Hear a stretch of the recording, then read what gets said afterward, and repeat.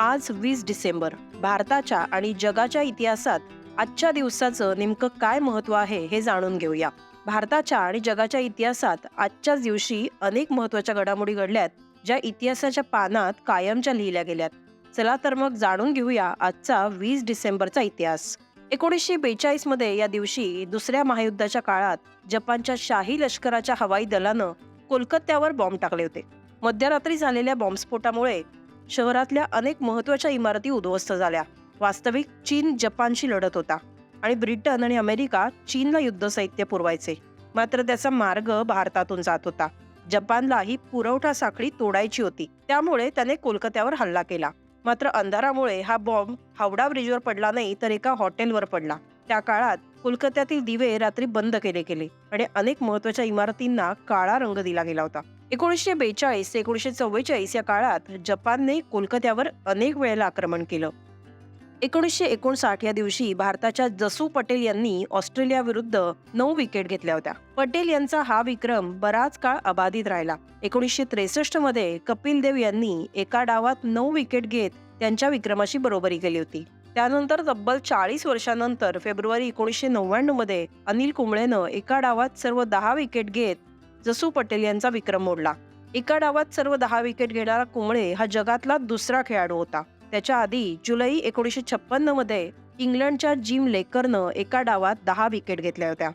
1963 मध्ये याच दिवशी जर्मनीतली बर्लिनची भिंत पहिल्यांदा पश्चिम बर्लिन मधील लोकांसाठी खुली करण्यात आली होती. पश्चिम बर्लिन मधल्या लोकांना नातेवाईकांना भेटण्यासाठी पूर्व बर्लिनला जायची परवानगी देण्यात आली होती. त्यावेळी पश्चिम बर्लिन मधल्या नागरिकांना 1,70,000हून अधिक पास जारी करण्यात आले होते. 13 ऑगस्ट 1961 रोजी बर्लिनच्या या भिंतीचं बांधकाम सुरू होऊन ती बांधण्यात आली होती.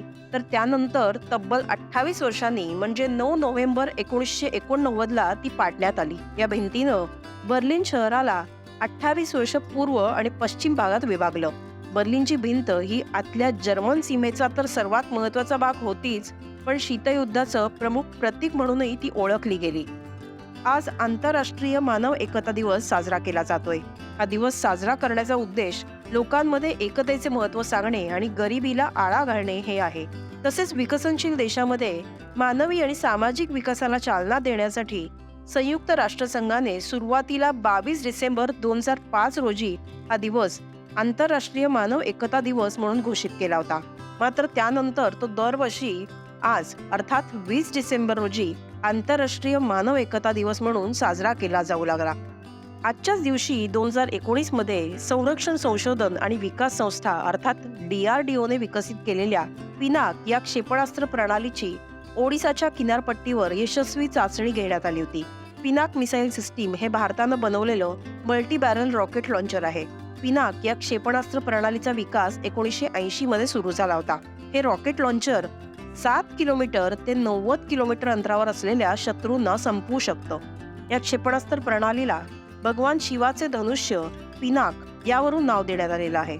या क्षेपणास्त्र प्रणालीचे वैशिष्ट्य म्हणजे कशाही हवामानात आणि कुठल्याही परिस्थितीत काम करण्यास ती सक्षम आहे.